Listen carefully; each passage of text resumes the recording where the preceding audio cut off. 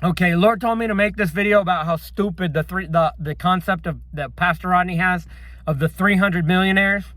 So first, you hear Pastor Rodney get up there and belittle other ministries saying, oh, God doesn't want you poor. God, if you're poor, you can't do anything. God wants you rich. And that other ministers will tell you that God wants you poor. Neither of them are right. You're supposed to go through seasons. Look at Joseph. Joseph was prosperous when he lived at home with his dad and he had favor from his dad. That caused him to have a downfall. Pride. So then he was sold to his brothers betrayed him. He was sold to the Midianite traders. And then he went to Egypt and was sold as a slave. So he was poor. He was broke. He had nothing but rags. There's places in I think it's in Psalms where it talks about he had shackles on his hands and they were walking him through the desert and his mouth was so dry that his tongue stuck to the roof of his mouth and he was completely dehydrated. So he was poor. He went from being his father's favorite and having a coat of many colors to being poor, broke, and busted and in a humbling situation. Then he rose up to working for Potiphar, and that had to take some time. I mean, years are going by. When we read one chapter to the next, there's years in between those chapters. So he experienced another prosperity experience as long as he was working for Potiphar, until Potiphar's wife came and ruined everything for him. And then where's he go? Back down to being poor, broke, busted, and disgusted in the jail cell. So yes, God wants you poor in preparation for what God has for you. The same is true for David. We look at 1 minute they're saying one minute David's a shepherd and has favor from his dad. And the next minute he's defeating Goliath and he's at the top of the mountain. And then the next chapter, he's running for his life and Saul's trying to kill him. And then 2 chapters later, he's king again.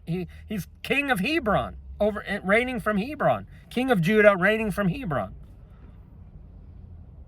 And then 7 years later, but like only 2 verses, Israel comes to him and says, we want you king over us too. I'm just saying, years go by inside those scriptures. We read one chapter and then the next chapter, we don't know that 5 years went by, 8 years went by in the life of David.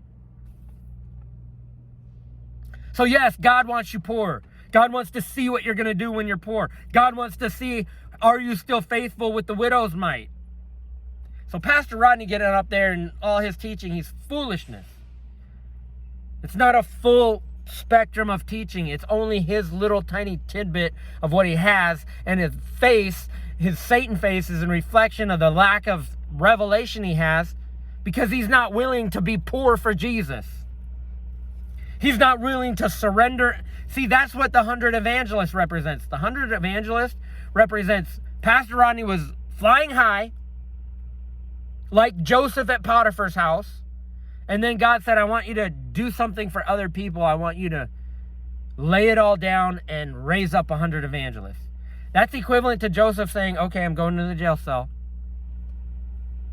Did Pastor Rodney want to do that? No, he wanted to keep flying higher and higher and higher and higher.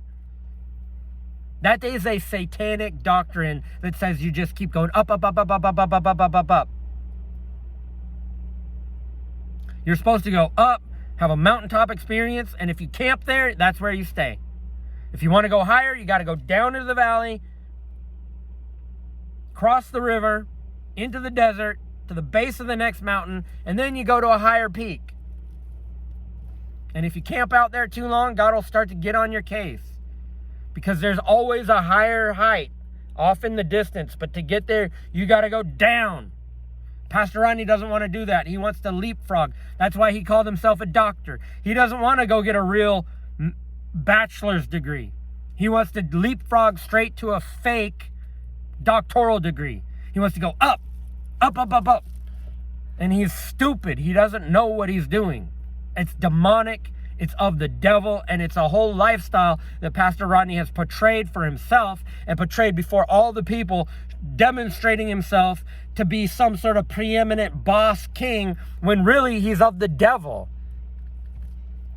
And it eventually caught up to him, and it's catching up to him now. And then there's the whole idea of the 300 millionaires. I'm sorry, but that is just the dumbest idea, dude. I'm going to make a different video on that. But basically, when you bring a church with, let's say, 3,000 members in it, and you start telling people, I'm going to make 300 of you a millionaire, you're going to have competition. The people who are really serving God are going to be like, I don't feel like that's God's will for my life. I think God wants me working my regular job as a mechanic and helping people with their cars. And if I become wealthy, that's fine, but I don't know.